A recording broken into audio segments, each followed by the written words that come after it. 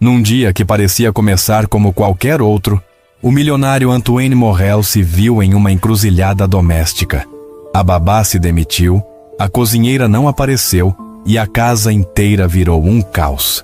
Tudo isso às vésperas de um jantar importante que decidiria o futuro de um grande contrato internacional. A única pessoa disponível era Elise Bernard, a empregada humilde que todos na mansão costumavam criticar, considerada lenta e sem classe pelos demais funcionários. Mas naquele dia, ela provaria que valor não se mede por aparência nem por status.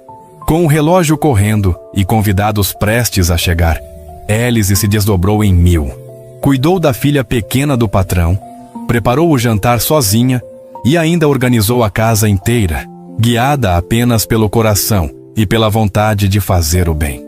Quando o milionário desceu as escadas e viu o resultado, a mesa impecável, o aroma da comida caseira e seu filhinho, 5 meses sorrindo de felicidade nos braços da empregada, algo dentro dele mudou. Ele percebeu que, em meio à correria da vida, havia esquecido o valor da simplicidade, da dedicação e da bondade verdadeira. Você já sentiu o peso de ser invisível numa casa que não é sua? Quando o mundo te enxerga como só a empregada e você tem que provar seu valor a cada gesto pequeno. Lembra? Deus não mede nossa importância pelo tamanho do nosso salário. Ele vê o coração que serve sem esperar reconhecimento. Nesta história, um dia comum vira teste de fé, e uma mulher humilde vai descobrir que sua maior força estava escondida onde ninguém olhava. Se você já se sentiu pequeno demais para fazer diferença, fica comigo até o final. Me diz, qual foi a última vez que você confiou na sua própria capacidade quando todos duvidaram? A mansão dos Morel, no bairro mais nobre de Paris, sempre funcionou como um relógio suíço. Cada funcionário no seu lugar, cada tarefa cumprida na hora exata, cada detalhe polido até brilhar. Antoine Morel construiu sua fortuna com contratos internacionais de tecnologia verde e sua casa refletia a mesma precisão dos seus negócios. Mármore italiano no chão, cristais austríacos nos lustres e uma rotina que não admitia falhas. O casarão de 4 andares já havia hospedado embaixadores, ministros e CEOs de multinacionais. Naquela manhã de terça-feira, enquanto o sol ainda lutava para atravessar as cortinas pesadas do escritório, Antoine checava pela 10ª vez a lista de convidados para o jantar da noite. 12 investidores japoneses da Matsumoto Corporation, um contrato de 50 milhões de euros para a instalação de painéis solares em toda a Europa e 0 margem para erro. Elise Bernard chegou como sempre às 6 da manhã, pisando devagar no mármore frio, cumprimentando as plantas da entrada como se fossem amigas antigas. Aos 42 anos, ela carregava no rosto as marcas de quem trabalhou duro a vida inteira. Rugas fundas ao redor dos olhos, que vinham de noites em claro cuidando da mãe doente, mãos ásperas de anos limpando casas alheias, mas que se transformavam em gestos delicados quando via a pequena Elisa, de 5 meses, no berço do andar de cima. Elise havia chegado à mansão 3 anos antes, indicada por uma agência que atendia famílias ricas. Sua referência anterior era simples: 15 anos cuidando da mesma família burguesa que se mudou para Londres. Nada de histórias dramáticas, apenas constância e dedicação silenciosa. Os outros funcionários sempre comentavam pelos cantos que Elise era meio lerda, que demorava demais para entender as instruções, que não tinha o refinamento necessário para uma casa daquele nível. Madame Dubois, a cozinheira francesa que comandava a cozinha com punho de ferro, costumava resmungar que Elise atrapalhava o fluxo quando entrava na cozinha para buscar o café da manhã. Henri, o mordomo principal, suspirava sempre que precisava explicar algum protocolo novo para ela. E Camille, a babá elegante formada em pedagogia na Sorbonne, fazia questão de corrigir Elise quando ela cantarolava canções populares para bebê em vez de música clássica. Você percebeu como às vezes as pessoas mais preciosas são as que passam despercebidas? Mas havia algo que ninguém sabia sobre Elise. Toda manhã, antes de entrar na mansão, ela parava por 5 minutos no pequeno jardim dos fundos, fechava os olhos e fazia uma oração silenciosa. Não pedia riqueza nem reconhecimento. Pedia apenas força para ser útil, paciência para aguentar as críticas e sabedoria para enxergar além das aparências. Essa rotina espiritual havia sustentado ela durante os anos mais difíceis, quando a mãe estava internada e as contas de hospital pareciam impossíveis de pagar. Foi a fé que a ensinou que servir não é se diminuir, é encontrar propósito no que faz, independente de quem está olhando. Naquela manhã específica, Élise percebeu algo diferente na atmosfera da casa. Antoine havia passado a noite anterior no escritório, e ela podia ouvir passos nervosos vindo de lá desde as 5 da manhã. Madame Dubois estava mais irritada que o normal, gritando em francês com os fornecedores pelo telefone. E a pequena Elisa parecia sentir a tensão no ar. Chorava mais que o costume e se recusava a tomar a mamadeira. Élise pegou a bebê no colo e começou a cantarolar baixinho uma canção que sua própria avó cantava para ela quando criança. Não era música clássica nem canção francesa sofisticada. Era uma melodia simples sobre pássaros que voam alto, apesar das tempestades. A criança se acalmou imediatamente, como sempre acontecia quando estava nos braços de Élise. O primeiro sinal real de que o dia seria diferente chegou junto com o café da manhã. Madame Dubois, que nunca faltava ao trabalho nem quando estava com febre, ligou com a voz embargada.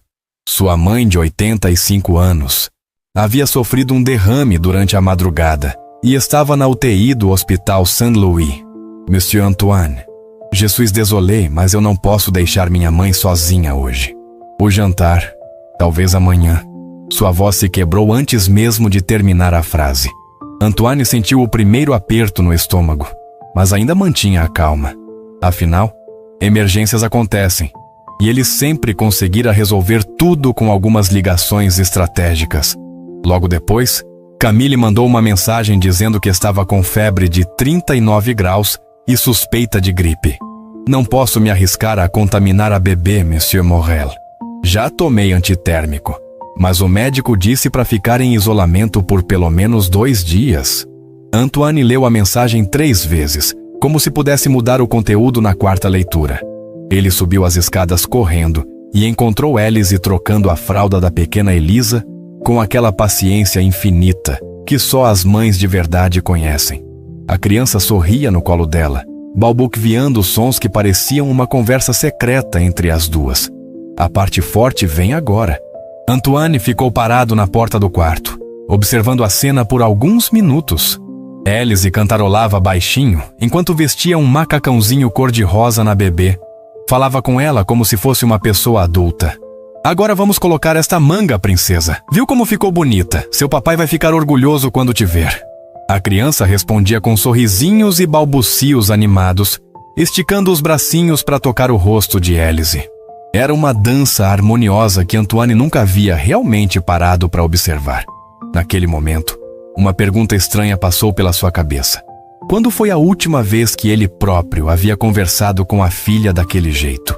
Antoine desceu correndo para o escritório e começou a fazer ligações desesperadas. A agência de babás de luxo que atendia o bairro não tinha ninguém disponível em cima da hora. Todas as profissionais qualificadas estavam comprometidas com outras famílias. Monsieur Morel, entende que famílias como a sua exigem babás com referências impecáveis, formação específica, conhecimento de idiomas. Isso não se consegue de um dia para o outro, explicou a coordenadora com aquela polidez comercial que disfarça um não definitivo.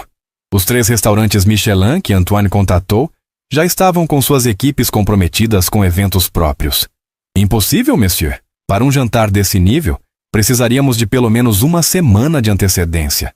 E nosso chefe não trabalha em casas particulares. É questão de prestígio, respondeu o maître de Le Bristol, com um tom que deixava claro que Antoine deveria saber disso. O segundo restaurante nem se deu ao trabalho de explicar, simplesmente disse que era impossível. O terceiro ofereceu mandar marmitas de luxo, mas Antoine quase engasgou com a sugestão. Investidores japoneses valorizam apresentação e protocolo acima de tudo. Marmitas, mesmo que custassem 200 € cada uma, seriam uma ofensa cultural. E o relógio continuava correndo, implacável, em direção às 8 da noite, horário marcado para a chegada dos investidores japoneses. Antoine ligou para a esposa, que estava numa conferência médica em Genebra, e só voltaria na quinta-feira. Ligou para o irmão, que morava em Londres. Ligou até para o sogro, que riu, e disse: "Filho, eu posso operar um coração, mas não sei nem fritar um ovo. Vocês ficaram dependentes demais de funcionários." A crítica doeu porque carregava uma verdade incômoda. Às 10 da manhã, Antoine subiu as escadas novamente, agora com uma mistura de desespero e resignação. Ia ter que cancelar o jantar, explicar para os japoneses que teve uma emergência familiar e provavelmente perder o contrato mais importante da sua carreira. Quando chegou ao quarto da bebê, encontrou uma cena que o fez parar de novo. Elise estava sentada na poltrona de amamentação, dando mamadeira para a pequena Elisa, mas ao mesmo tempo folheava um livro de culinária que estava na mesinha de apoio. "Desculpa a curiosidade, Monsieur Antoine", disse ela quando se o viu na porta, "mas achei este livro aqui e estava vendo as receitas. Que fotografias bonitas." Antoine olhou para o livro.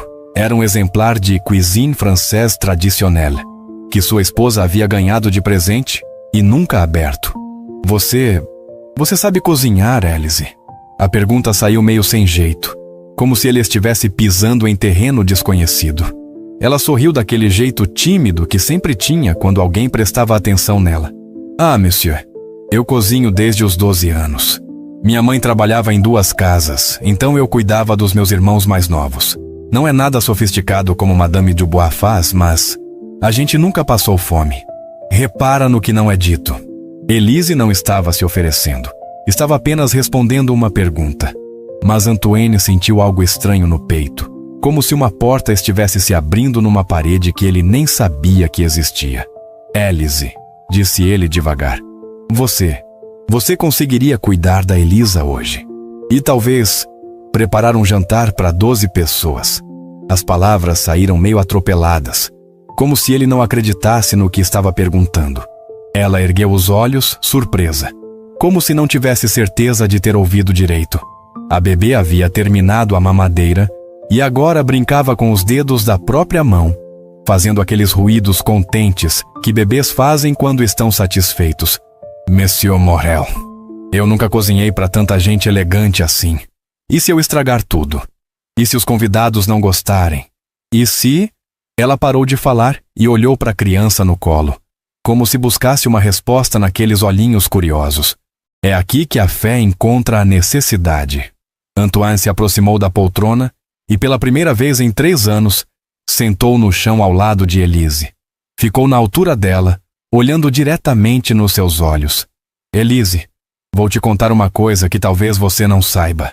Esses japoneses que vêm hoje não são apenas investidores, são pessoas que valorizam sinceridade acima de tudo.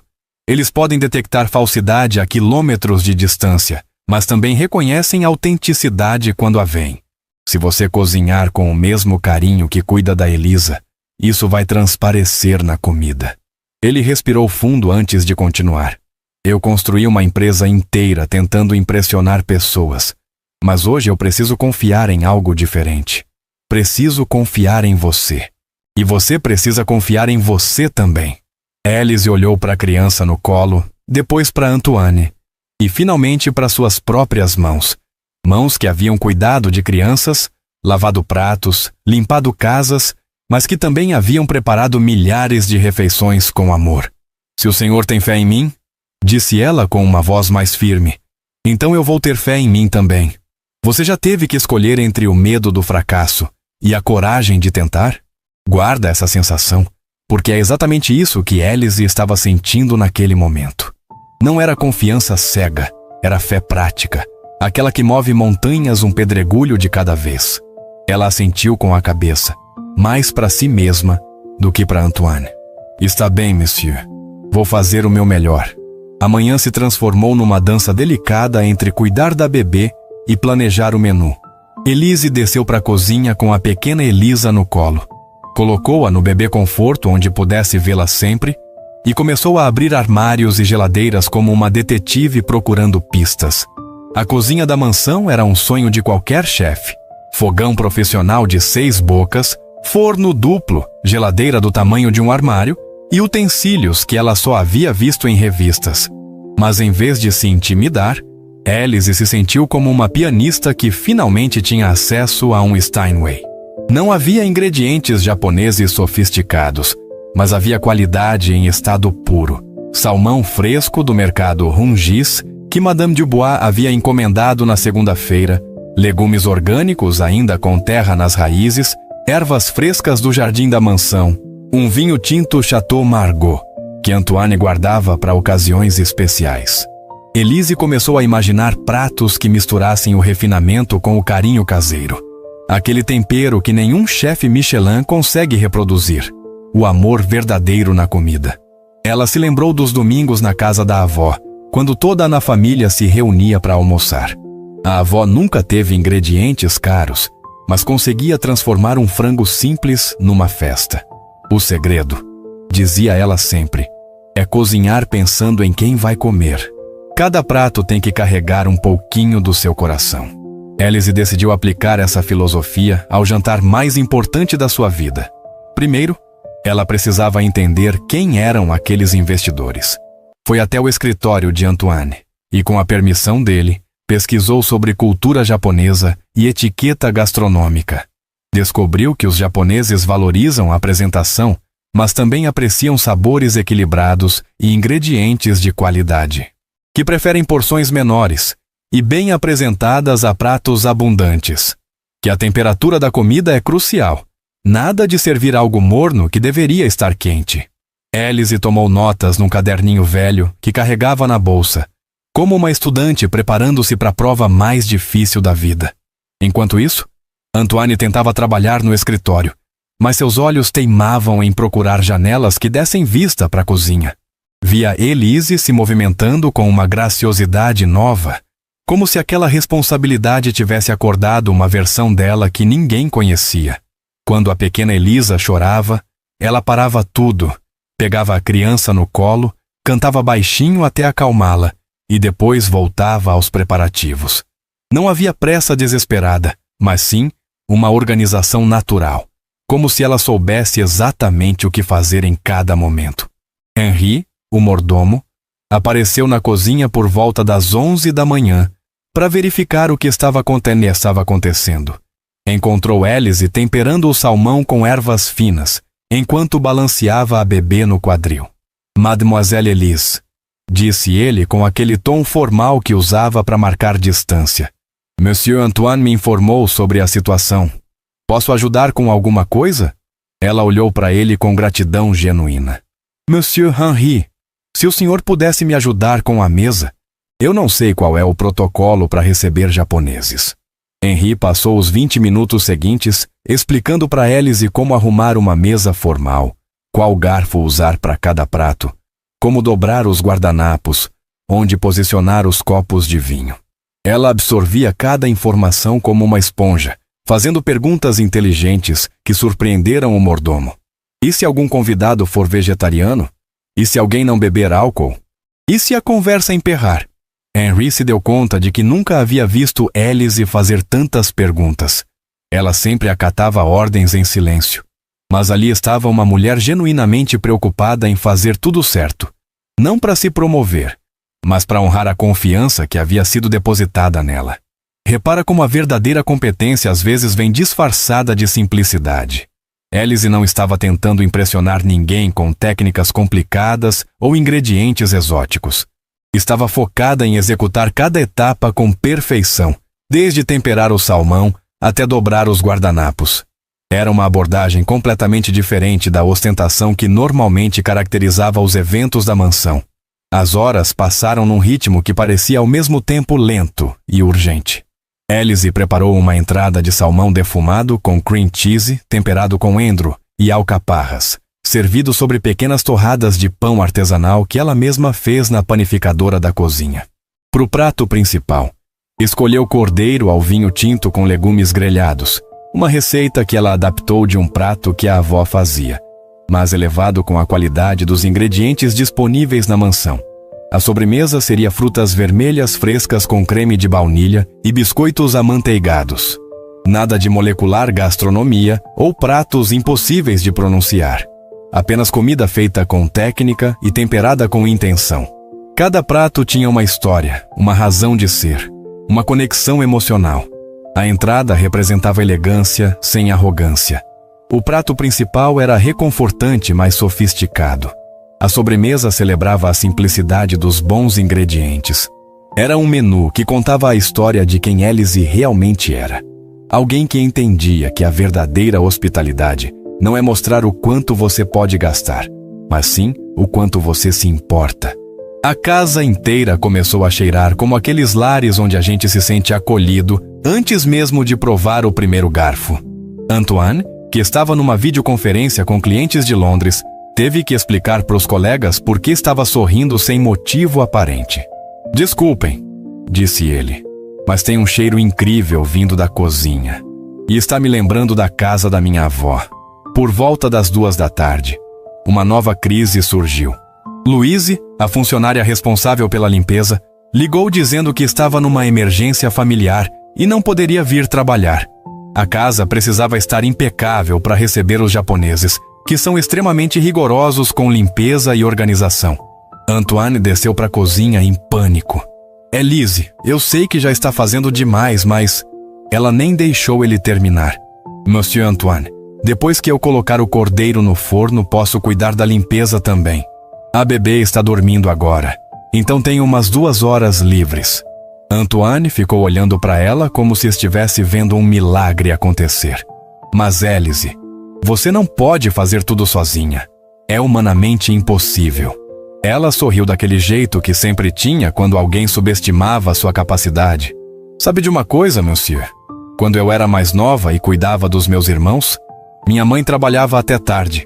Eu chegava da escola, fazia almoço para 4 crianças, ajudava com o dever de casa, limpava a casa toda e ainda sobrava tempo para brincar. Sabe por quê? Porque quando a gente faz as coisas com amor, com organização e pedindo a ajuda de Deus, o tempo parece se multiplicar." Antoine ficou em silêncio, processando o que tinha acabado de ouvir. Élise estava falando de uma infância que ele nunca havia imaginado. Uma menina de 12 anos, assumindo responsabilidades que muitos adultos considerariam impossíveis, e fazendo isso não por obrigação, mas por amor à família. Ele começou a entender que havia subestimado completamente a pessoa que trabalhava na sua casa há 3 anos. Às 3 da tarde, enquanto o cordeiro assava lentamente no forno e a casa exalava aquele aroma que fazia qualquer pessoa sentir-se em casa, Élise subiu para dar banho na pequena Elisa.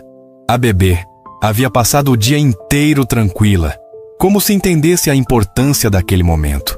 Durante o banho, Élise conversava com ela como sempre fazia. "Princesa, hoje a tia Élise está fazendo uma coisa muito importante. Seu papai confiou em mim, e quando alguém confia na gente, a gente faz o melhor que pode, né?"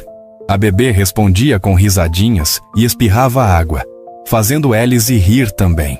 Era um momento de pura conexão, longe da pressão da cozinha e da responsabilidade do jantar. Enquanto a água morna escorria pelos cabelos finos da criança, Élise sussurrou uma oração baixinha, não pedindo milagres, mas agradecendo pela oportunidade de mostrar do que era capaz. "Obrigada, Deus, por me dar essa chance. Obrigada por colocar essa família na minha vida. Obrigada por me dar forças para ser útil."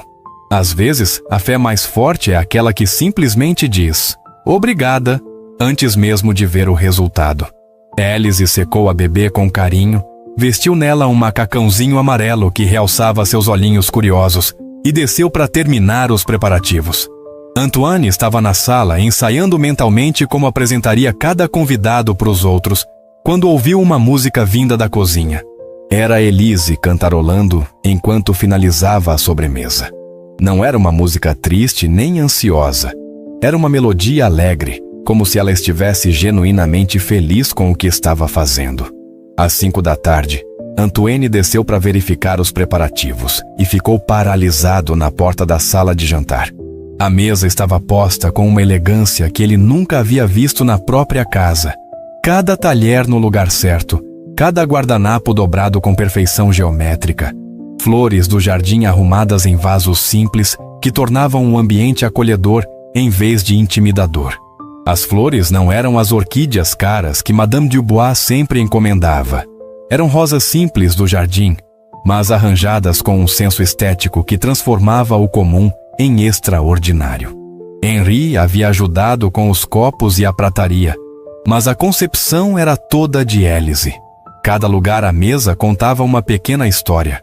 Um pequeno cartão com o nome de cada convidado escrito em caligrafia cuidadosa, um arranjo de talheres que facilitava o manuseio para quem não estava acostumado com a culinária francesa, copos de água e vinho posicionados de forma que ninguém precisasse se esticar para alcançar. Era funcional e bonito ao mesmo tempo. Não era ostentação, era sofisticação verdadeira. Élise havia entendido que impressionar os japoneses não significava intimidá-los com luxo excessivo, mas sim demonstrar atenção aos detalhes e respeito por cada convidado individual.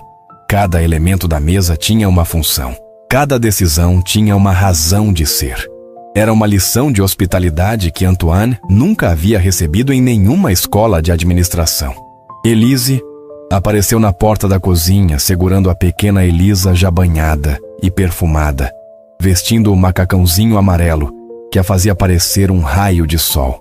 As duas estavam sorrindo, a bebê porque estava no colo da pessoa que mais amava no mundo, e Élise porque sentia aquela satisfação profunda que vem quando conseguimos dar o melhor de nós mesmos. "Como está ficando, Monsieur Antoine?" perguntou ela com uma humildade genuína, como se não conseguisse enxergar a própria obra-prima. 3 pistas. Uma verdade. Qual você viu primeiro?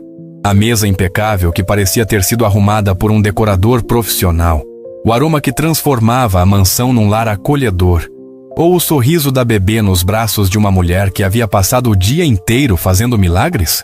Antoine sentiu algo estranho acontecendo no peito, uma mistura de gratidão, surpresa e uma ponta de vergonha por ter demorado tanto para enxergar o tesouro que tinha em casa.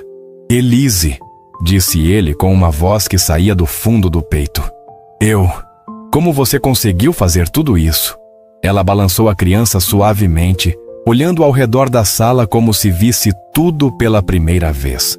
"Sabe, Monsieur Antoine, minha avó sempre dizia que quando a gente faz alguma coisa pensando em fazer outras pessoas felizes, o resultado sempre fica bom. Eu passei o dia inteiro pensando nesses senhores japoneses que vêm de longe, que devem estar com saudade de casa, que precisam se sentir bem-vindos. Aí o resto foi só carinho." Antoine ficou em silêncio por alguns segundos, processando a simplicidade profunda daquela resposta. Élise não havia falado de técnicas culinárias, protocolos de etiqueta ou estratégias de impressionar. Havia falado de empatia, de colocar-se no lugar do outro, de hospitalidade genuína. Era uma abordagem completamente diferente de tudo o que ele conhecia no mundo dos negócios, onde cada gesto era calculado para gerar uma impressão específica. Às 6h30, Henri apareceu na cozinha para ajudar com os últimos detalhes do serviço. Encontrou Élise terminando de temperar uma salada de folhas verdes que seria servida entre o prato principal e a sobremesa, um toque que ela havia adicionado ao menu depois de ler que os japoneses apreciam palatos limpos entre os pratos. "Mademoiselle Élise", disse Henri com um respeito novo na voz. Em 30 anos trabalhando em casas elegantes, raramente vi uma preparação tão completa. Élise sorriu, mas Henri podia ver a preocupação nos seus olhos. "Monsieur Henri, e se alguma coisa der errado? E se a comida não ficar boa? E se eu fizer alguma besteira na hora de servir?" Ele se aproximou dela, falando com uma gentileza paternal que raramente demonstrava. "Mademoiselle, posso te garantir uma coisa. Esses convidados vão comer a melhor refeição que já tiveram nesta casa. E sabe por quê? Porque foi feita com algo que dinheiro não compra: sinceridade." Às 7h, Élise subiu para colocar um vestido mais apresentável. Ela só tinha 2 vestidos bons, um azul marinho que usava para ir à igreja aos domingos e um preto simples que guardava para ocasiões especiais. Escolheu o azul marinho porque era a cor que mais gostava e porque sua mãe sempre dizia que azul dava sorte. Não era um vestido de grife nem particularmente elegante, mas era limpo, bem passado, e carregava a dignidade de uma mulher que se orgulha do próprio trabalho. Quando desceu, encontrou Antoine na sala, arrumando a gravata pela 5ª vez. Ele estava nervoso, não pelo contrato em si, que ele sabia que tinha tudo para dar certo, mas pela responsabilidade que havia colocado nos ombros de Élise. E se ela não conseguisse? E se os japoneses percebessem que a anfitriã da casa não era uma chefe profissional? E se toda aquela confiança que ele havia depositado nela fosse um erro de julgamento?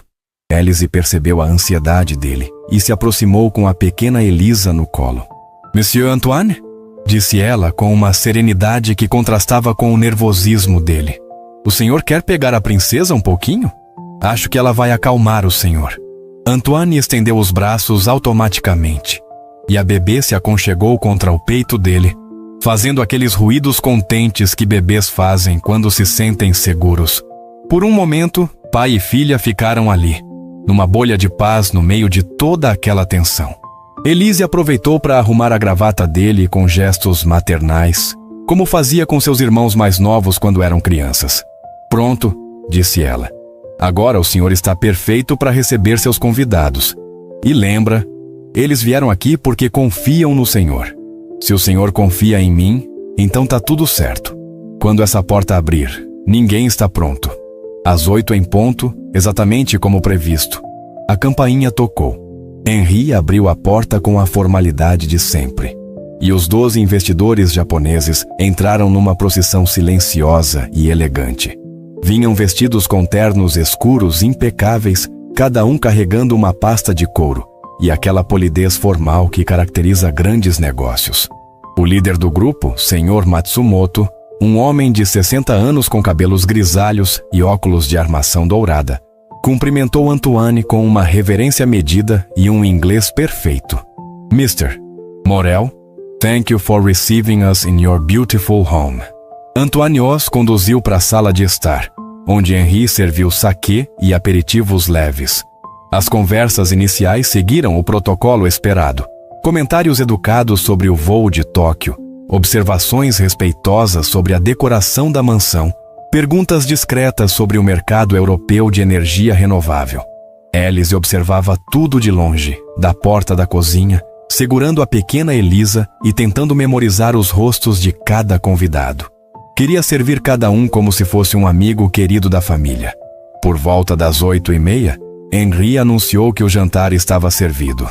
Os japoneses se levantaram em sincronia perfeita e seguiram para a sala de jantar, onde fizeram uma pausa coletiva ao ver a mesa. Não era a pompa excessiva que os impressionou, mas sim a harmonia do conjunto, cada elemento no lugar certo, criando um ambiente que era elegante sem ser intimidador, sofisticado sem ser pretensioso. Sr. Matsumoto sussurrou algo em japonês para o colega ao lado, que traduziu discretamente. Ele disse que a mesa tem omotenashi, hospitalidade verdadeira. Élise havia se posicionado discretamente num canto da sala, segurando a bebê, pronta para ajudar Henri com o serviço. Mas quando os convidados se sentaram e ela começou a servir a entrada, algo mágico aconteceu. Sua timidez natural desapareceu, substituída por uma graciosidade instintiva. Ela servia cada prato com atenção individual, certificando-se de que cada convidado tinha tudo o que precisava, antecipando necessidades antes mesmo que fossem expressas. O primeiro prato foi servido em silêncio respeitoso, como manda o protocolo. Mas logo nos primeiros garfos, Antoine percebeu as expressões mudando ao redor da mesa. Os rostos formais dos investidores se suavizaram gradualmente. O salmão defumado estava no ponto exato, nem muito salgado nem sem sabor, com as ervas frescas criando um equilíbrio perfeito. As torradas estavam crocantes por fora e macias por dentro, e o cream cheese temperado tinha aquela cremosidade que derrete na boca. Sr. Takeshi, o mais jovem do grupo, foi o primeiro a quebrar o silêncio formal. This salmon, it's remarkably fresh, and the preparation, very subtle but complete. Os outros convidados assentiram educadamente, Mas Antoine podia ver nos olhos deles que estavam genuinamente impressionados. Não era impressão fabricada para agradar. Era reconhecimento de qualidade verdadeira. Entre o primeiro e o segundo prato, Élise apareceu com uma pequena salada de folhas verdes, temperada com azeite de oliva extra virgem e vinagre balsâmico envelhecido. Para limpar o paladar, explicou ela em inglês hesitante, mas com um sorriso tão genuíno que dispensava eloquência. Sr. Matsumoto a olhou com atenção pela primeira vez e disse: "You understand Japanese dining philosophy. Very thoughtful." Élise não entendeu todas as palavras, mas entendeu o tom de aprovação, e suas bochechas coraram levemente. O prato principal chegou como uma sinfonia de aromas e cores. O cordeiro estava no ponto perfeito, rosado por dentro, dourado por fora, temperado com ervas que realçavam o sabor natural da carne sem dominá-lo. Os legumes grelhados mantinham aquela textura al dente que demonstra técnica refinada. E o molho de vinho tinto era denso sem ser pesado, saboroso sem ser excessivo. Cada elemento no prato conversava harmoniosamente com os outros. Sr. Yamamoto, conhecido por ser o mais crítico do grupo, cortou um pedaço pequeno do cordeiro, mastigou devagar e ficou em silêncio por alguns segundos. Antoine sentiu o estômago apertar. Seria desaprovação. Mas então Yamamoto sorriu discretamente e disse: "This chef has great intuition. The meat speaks for itself, but the preparation honors the ingredient." Era o maior elogio que Antoine já havia ouvido ele fazer sobre qualquer comida. A conversa ao redor da mesa começou a fluir naturalmente. Os japoneses comentavam sobre as diferenças culturais na preparação de cordeiro, comparavam técnicas culinárias de seus países, e Antoine percebeu que o ambiente estava mais relaxado do que em qualquer jantar de negócios que já havia presenciado. A comida estava servindo como ponte cultural, criando conexões humanas antes das conexões comerciais. Foi então que o imprevisto aconteceu. A pequena Elisa, que havia passado a noite inteira quietinha no andar de cima, começou a chorar. Não era um choro manhoso. Era aquele choro urgente que indica fome ou desconforto. Élise se desculpou discretamente e subiu correndo para atender a bebê. Mas o choro continuou e começou a ecoar pela casa inteira. Antoine sentiu o pânico subir pela garganta. Japoneses valorizam tranquilidade e ordem. Um bebê chorando durante uma reunião de negócios poderia ser interpretado como falta de profissionalismo. Henri se ofereceu para subir e ajudar, mas Antoine sabia que a pequena Elisa só se acalmava realmente nos braços de Élise. Ele se desculpou com os convidados e subiu correndo para o quarto da bebê, onde encontrou Élise tentando de tudo: mamadeira, troca de fralda, canções de ninar. Mas a criança continuava agitada. "Ela deve estar sentindo a energia diferente da casa", disse Élise, preocupada. "Às vezes bebês ficam assim quando há muita gente estranha." Antoine olhou para a filha no colo de Élise e tomou uma decisão que surpreendeu ele mesmo. "Traz ela para baixo", disse ele. "Se ela quer participar do jantar, então vai participar." Élise o olhou como se ele tivesse enlouquecido. "Monsieur Antoine, os senhores japoneses vão achar uma falta de educação." Mas ele já estava descendo as escadas e ela não teve escolha senão segui-lo. Quando Antoine entrou na sala de jantar segurando a bebê no colo, o silêncio foi absoluto por alguns segundos. Os japoneses olharam para a criança com aquela expressão neutra que pode significar qualquer coisa. Antoine respirou fundo e disse: "Gentlemen, I apologize for the interruption. This is my daughter, Elisa. She seems to want to meet the distinguished guests from Japan." O que aconteceu depois ninguém poderia ter previsto. Sr. Matsumoto, o mais sério de todos, olhou para a bebê e seu rosto se transformou completamente. Um sorriso genuíno apareceu. O primeiro sorriso verdadeiro da noite. Ele disse algo em japonês para os colegas que começaram a rir baixinho. Não um riso de zombaria, mas de alegria. Sr. Takeshi traduziu. He said that children always know when a place has good energy. And that a house with children is a house with future. A pequena Elisa, com aquela curiosidade natural das crianças, olhou para os convidados com seus olhinhos brilhantes e começou a balbuciar animadamente, estendendo os bracinhos na direção deles, como se quisesse cumprimentar cada um individualmente. Os japoneses ficaram encantados. Senhor Yamamoto, que tinha 3 netos em Tóquio, pediu para Antoine se podia segurar a bebê por um momento. Antoine passou a filha para os braços do investidor mais temido da mesa. E algo mágico aconteceu. Yamamoto segurou a criança com a delicadeza de um avô experiente, falou com ela em japonês com uma voz suave que ninguém imaginava que ele possuía. E Elisa respondeu com risadinhas e palmas pequeninas. "She has a strong spirit", disse ele para Antoine. "Strong spirit brings good fortune to business." Foi nesse momento que Alice apareceu na porta da sala de jantar, hesitante, carregando uma bandeja com a sobremesa. Ela havia preparado frutas vermelhas frescas com creme de baunilha em taças individuais, decoradas com folhinhas de hortelã do jardim. Era uma apresentação simples, mas elegante, que combinava perfeitamente com o tom mais descontraído que a noite havia tomado.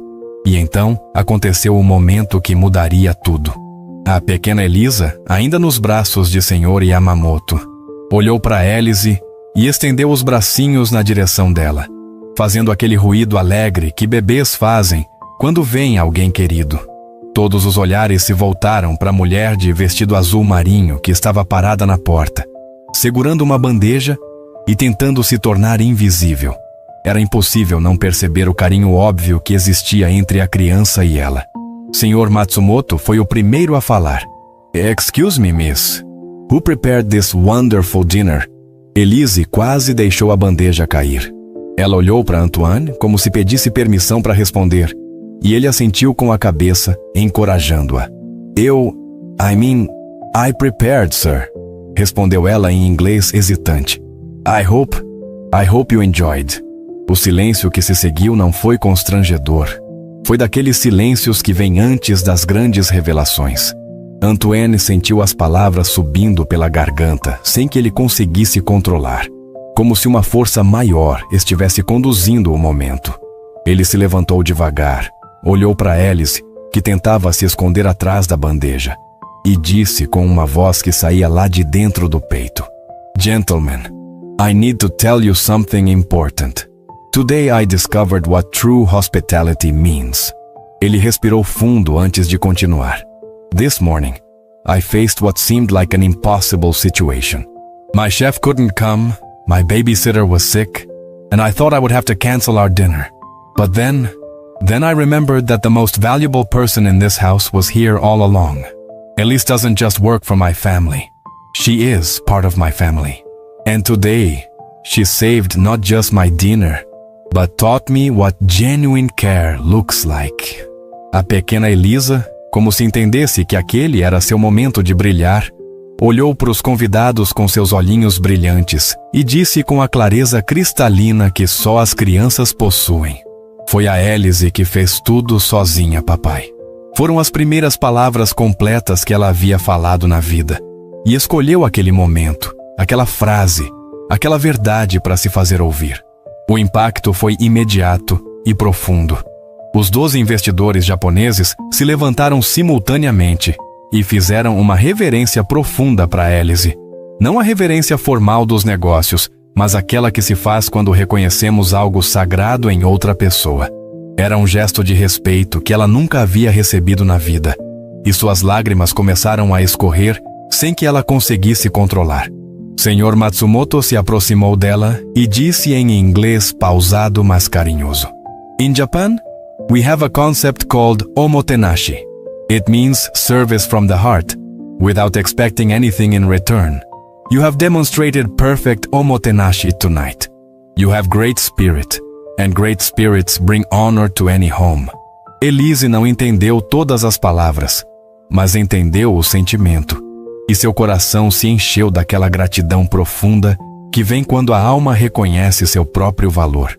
Sr. Takeshi acrescentou: "In our culture, we believe that the person who cares for the children and prepares the food holds the heart of the family.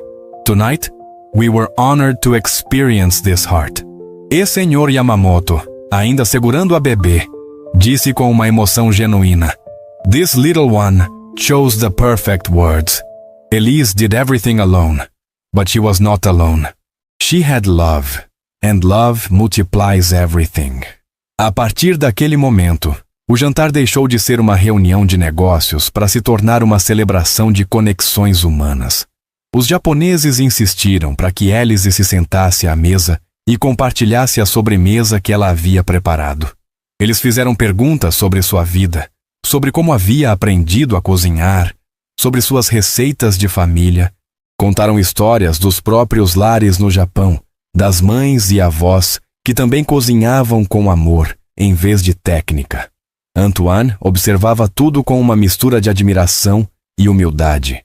Estava vendo Elise de uma forma completamente nova. Não como uma empregada tímida, mas como uma mulher sábia, carinhosa e incrivelmente competente. Ela respondia às perguntas com simplicidade e honestidade. Contava sobre a avó que a ensinou a cozinhar, sobre os irmãos que criou, sobre a mãe que trabalhava duro para sustentar a família. Não havia autocomiseração nas suas histórias, apenas gratidão pelo caminho que a havia levado até ali. Os contratos foram assinados naquela mesma noite, mas de uma forma completamente diferente da que Antoine havia imaginado. Não houve negociações tensas, nem discussões sobre cláusulas. Os japoneses simplesmente disseram que queriam trabalhar com uma empresa liderada por alguém que entendia o valor das pessoas certas. "Business is about trust", disse Sr. Matsumoto. "And trust comes from character. Tonight, we saw true character. In you, Mr. Morel, for recognizing value where others might not see, and in Elise, for showing us what excellence without ego looks like." Quando os convidados foram embora por volta da meia-noite, cada um fez questão de se despedir pessoalmente de Elise e agradecer pela noite especial. Alguns pediram para tirar fotos com ela e com a pequena Elisa. Sr. Yamamoto, o último a sair, entregou para ela um cartão de visita e disse: "If you ever come to Japan, my family would be honored to receive you in our home." Depois que a casa voltou ao silêncio, Antoine encontrou Elise na cozinha, lavando os últimos pratos com aquela meticulosidade que sempre teve. A pequena Elisa dormia tranquila no bebê conforto, com um sorrisinho nos lábios, como se sonhasse com o dia especial que havia vivido. Henri havia se oferecido para ajudar com a limpeza, mas Elise disse que preferia fazer sozinha. Era sua forma de processar tudo o que havia acontecido. "Elise", disse Antoine, encostando-se no balcão da cozinha, "eu preciso te pedir desculpas. Não por hoje. Hoje você foi extraordinária.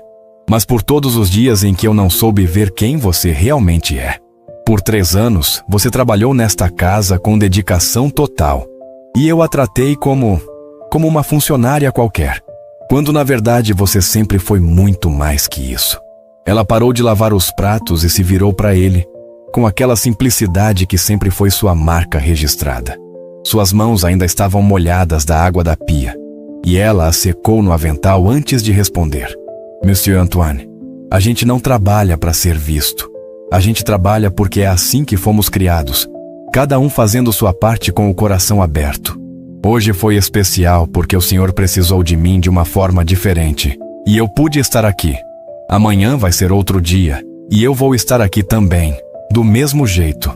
Antoine ficou em silêncio por alguns momentos, percebendo que acabara de receber uma das maiores lições da sua vida. "Mas você salvou minha empresa hoje.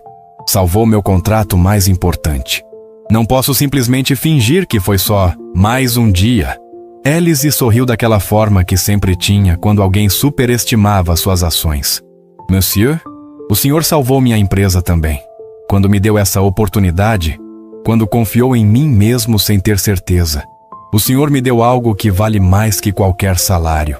Me deu respeito." Ela olhou para a bebê dormindo e continuou: "Sabe, eu trabalho em casas ricas há mais de 20 anos. Já vi muito patrão que trata empregado como objeto. Paga bem, mas não enxerga a pessoa. E já vi patrão que é gentil, mas não confia de verdade.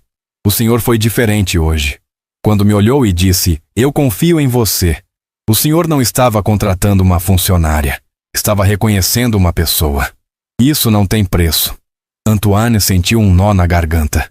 Élise, eu quero que você saiba que a partir de hoje as coisas vão a mudar nesta casa. Seu salário vai ser aumentado, você vai ter novos benefícios e... Ela levantou a mão gentilmente, interrompendo-o.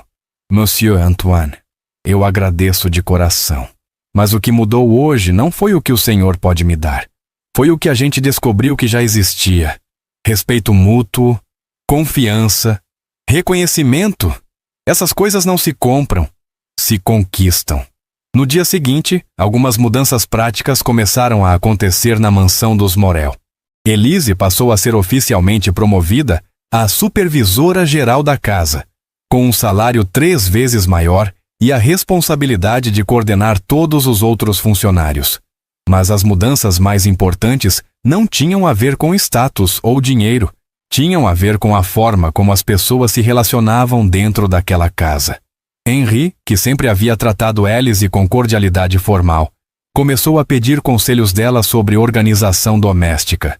Descobriu que ela tinha insights valiosos sobre gestão de tempo e recursos que ele nunca havia considerado.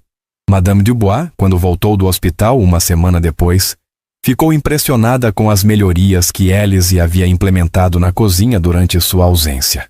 Você reorganizou tudo de uma forma que faz muito mais sentido, admitiu ela. Eu estava tão acostumada com meu jeito que nunca pensei que pudesse melhorar. Camille, a babá, que retornou depois de se recuperar da gripe, teve que aceitar uma realidade nova. A pequena Elisa havia desenvolvido uma conexão ainda mais forte com Élise durante aqueles dias. Não era ciúme, era reconhecimento de que algumas conexões humanas são simplesmente especiais e devem ser respeitadas. A pequena Elisa cresceu ouvindo a história de como tia Élise salvou o dia mais importante da família com comida feita com amor e paciência infinita.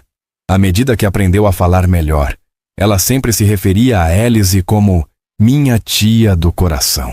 Um título que carregava mais valor que qualquer cargo oficial. Os investidores japoneses mantiveram contato com a família Morel, mesmo depois de assinados os contratos. Senhor Matsumoto enviou presentes tradicionais do Japão para o aniversário de Élise.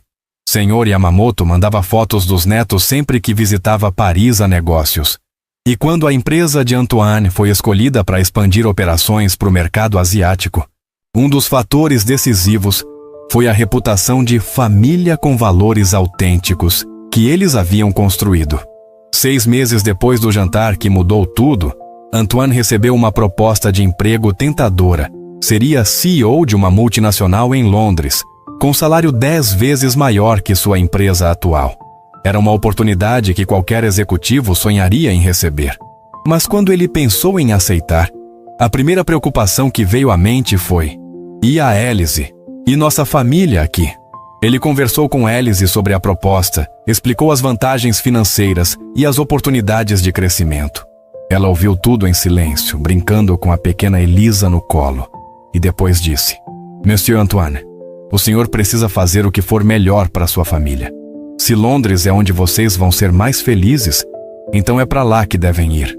Ele perguntou se ela iria junto, e ela sorriu. Se vocês me quiserem lá, eu vou. Casa não é lugar, é onde estão as pessoas que a gente ama. Antoine recusou a proposta de Londres, não por medo de mudança, mas porque percebeu que já tinha algo mais valioso que qualquer salário. Uma vida equilibrada, uma família unida e pessoas genuínas ao seu redor. Dinheiro eu posso ganhar em qualquer lugar, explicou para a esposa. Mas uma família como a nossa, que inclui a Élise, o Henri e todas as pessoas que tornam nossa casa um lar, isso é raro demais para abandonar. 1 ano depois, a empresa de Antoine havia crescido tanto que ele precisou contratar uma assistente executiva para ajudar com a administração. A primeira pessoa que ele pensou em indicar foi Élise. Você tem habilidades organizacionais excepcionais, entende de gestão de pessoas e tem a confiança de todos na empresa, explicou ele. Quer tentar algo novo? Élise ficou tentada, mas depois de uma semana pensando, decidiu continuar cuidando da casa e da família. Sabe, Monsieur Antoine, eu descobri que meu dom não é administrar empresas, é cuidar de pessoas. E aqui, nesta casa, eu posso fazer isso todos os dias. Cuidar da princesa Elisa, manter nossa casa acolhedora, receber bem as visitas. Isso me faz feliz de uma forma que nenhum cargo executivo faria. Foi uma lição de sabedoria que Antoine nunca esqueceu. Sucesso não é sempre sobre subir de posição. Às vezes, é sobre encontrar o lugar onde seus talentos podem brilhar completamente. 2 anos após aquela noite transformadora, a mansão dos Morel se tornou conhecida em Paris como a casa onde os melhores jantares de negócios acontecem. Não por causa da decoração luxuosa ou dos ingredientes caros, mas pela atmosfera genuinamente acolhedora que Élise havia ajudado a criar. Executivos de todo o mundo pediam para ser recebidos ali, porque sabiam que sairiam não apenas com bons acordos comerciais, mas com uma experiência humana autêntica. Élise continuou sendo exatamente quem sempre foi. Uma mulher simples, trabalhadora, cheia de fé e de carinho para dar. A diferença é que agora todo mundo conseguia enxergar a luz que ela sempre carregou dentro de si. Ela nunca ficou pretensiosa com o reconhecimento. Nunca mudou sua forma humilde de ser. Continuou chegando às 6 da manhã. Continuou conversando com as plantas da entrada. Continuou cantarolando enquanto trabalhava. A pequena Elisa, hoje com 3 anos, corre para os braços da tia Élise toda manhã, antes mesmo de cumprimentar os pais. Ela aprendeu a ajudar na cozinha, sempre em pé numa banqueta segura, mexendo ingredientes e ajudando a preparar biscoitos. Quando alguém pergunta qual é a comida favorita dela, ela responde sem hesitar. Tudo que a tia Élise faz, porque ela faz com amor. Quando Antoine conta essa história para os amigos ou em palestras de liderança, ele sempre termina com a mesma reflexão. Eu passei anos procurando os melhores funcionários do mercado, quando o que eu realmente precisava era aprender a ver a excelência que já existia na minha casa. O problema não era a qualidade das pessoas ao meu redor. O problema era a qualidade da minha atenção. E Élise, quando perguntam como ela conseguiu fazer tudo sozinha naquele dia que mudou a vida de todos, responde com o mesmo sorriso simples de sempre. Quando a gente confia em Deus, faz com amor e se organiza direito, qualquer coisa é possível. Não precisa ser complicado para ser especial. Às vezes, o extraordinário está disfarçado de comum. Só precisamos de olhos para ver. A luz da manhã ainda entra pela mesma janela da cozinha, onde Élise prepara o café todos os dias. Mas agora ela sabe, com uma certeza que vem do fundo da alma, que sua importância nunca dependeu de ser vista por outros, dependeu de continuar sendo quem ela é, independente de reconhecimento. O valor de uma pessoa não se mede pela posição que ocupa, mas pela qualidade do amor que coloca em tudo o que faz. A pequena Elisa, que hoje fala com fluência crescente, às vezes repete frases que ouve Élise dizer: "Tia Élise, você é importante." E Élise sempre responde: "Princesa, todos nós somos importantes." O segredo é descobrir qual é o nosso jeito especial de fazer diferença no mundo. A história chegou aos jornais locais alguns meses depois, quando um dos investidores japoneses deu uma entrevista sobre hospitality europeia autêntica e mencionou a noite na casa dos Morel. A manchete era: a empregada que conquistou investidores japoneses com amor e simplicidade. Repórteres tentaram entrevistar Élise, mas ela recusou todas as oportunidades de aparecer na mídia. "Minha história não é sobre mim", disse ela para o único jornalista que conseguiu conversar com ela por telefone. "É sobre o que acontece quando as pessoas se enxergam de verdade." E você? Já parou para pensar quantas pessoas extraordinárias passam pela sua vida disfarçadas de comuns? Quantas vezes deixamos de ver o tesouro que está bem na nossa frente, porque ele não vem embrulhado da forma que esperávamos? A história de Élise nos lembra que competência verdadeira muitas vezes anda de mãos dadas com humildade, que excelência não precisa de holofotes para brilhar, e que o maior reconhecimento vem quando conseguimos ser úteis exatamente no momento em que alguém mais precisa de nós. Quantas Élises existem ao nosso redor, esperando apenas uma oportunidade de mostrar do que são capazes. Quantas vezes julgamos capacidade pela aparência ou valor pelo status? A verdadeira liderança não está em contratar os melhores, está em reconhecer a grandeza que já existe e dar a ela espaço para florescer. Se essa história tocou teu coração de alguma forma, se te fez repensar como enxergas as pessoas ao teu redor, comenta, eu creio, e compartilha com alguém que precisa lembrar do próprio valor hoje. Porque às vezes a gente precisa ver a força dos outros para redescobrir nossa própria força e reconhecer a luz alheia para aceitar que também temos luz para oferecer ao mundo.